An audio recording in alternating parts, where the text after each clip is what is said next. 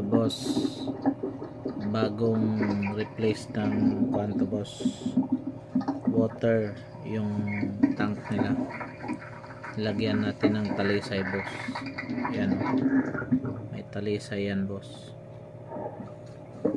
para iwas bakterya sila. Ito pa boss, yan boss, lagyan natin ng talisay.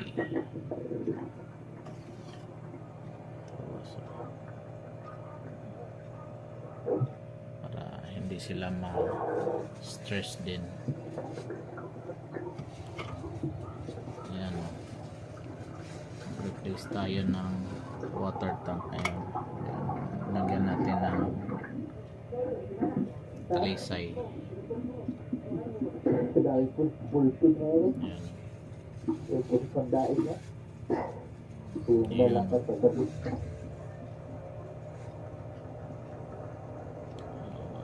yung mga mini box natin na water tank para sa ating mga betta fish.